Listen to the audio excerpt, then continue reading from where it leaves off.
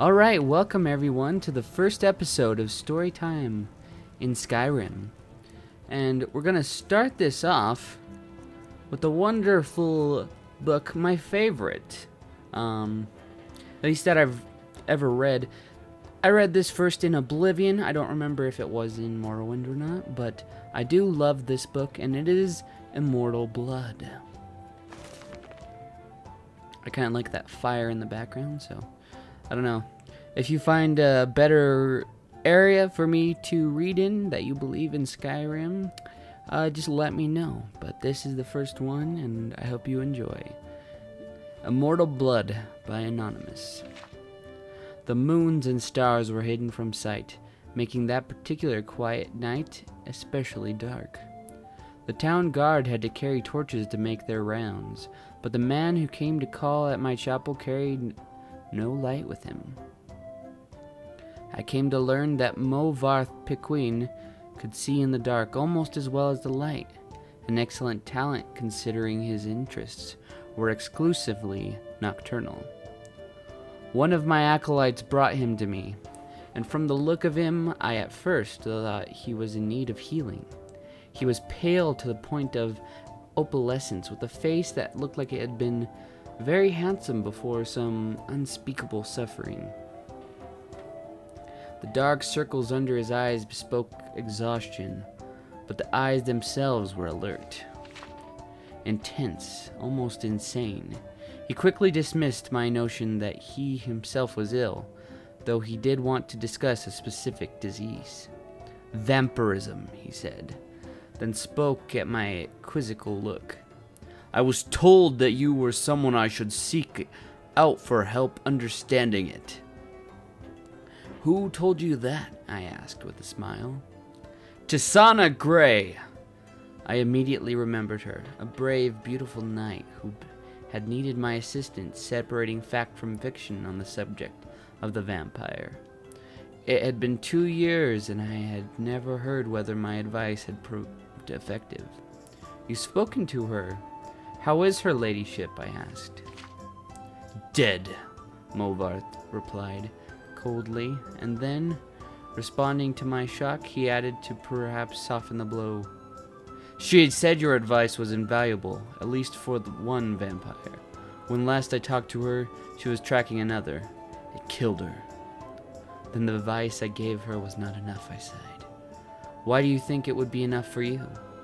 I was a teacher once myself years ago, he said. Not in a university, a trainer in the Fighters Guild. But I know that if a student doesn't ask the right questions, the teacher cannot be responsible for his failure. I intend to ask you the right questions.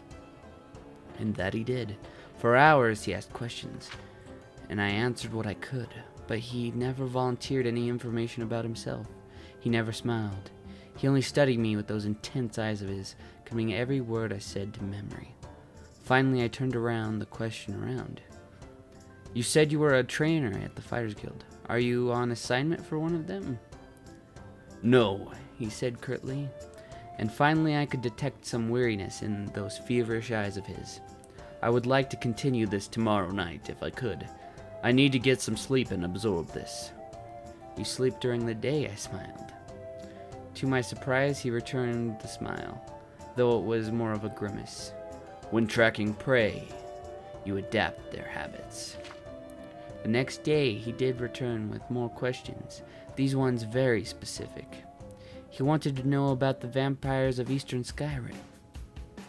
I told him about the most powerful tribe, the Volkiar, paranoid and cruel, whose very breath could freeze their victims' blood in the veins. I explained to him how they lived beneath the ice of remote and haunted lakes, never venturing into the world of men except to feed. Movarth Piquine listened carefully and asked more questions into the night, until at last he was ready to leave. I will not see you for a few days, he said, but I will return and tell you how helpful your information has been. True to his word, the man returned to my chapel shortly after midnight 4 days later. There was a fresh scar on his cheek, but he was smiling that grim but satisfied smile of his.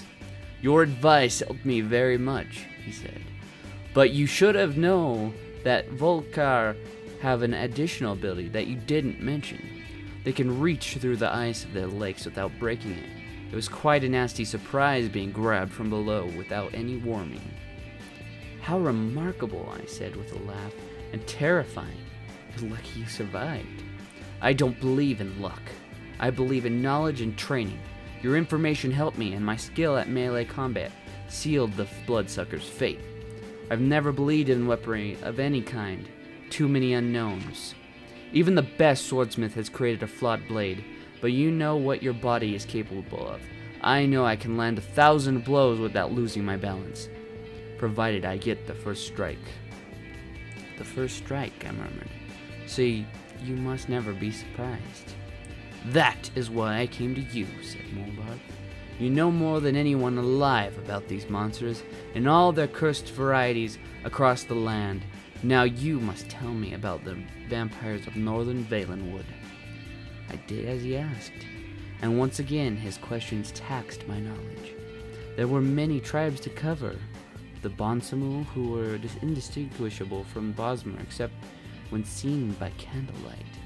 The Kielrith, who could disintegrate into mists. The Yekef, who swallowed men whole. The dread Teleboth, who preyed on children, eventually taking their place in the family, waiting patiently for years before murdering them all in their unnatural hunger.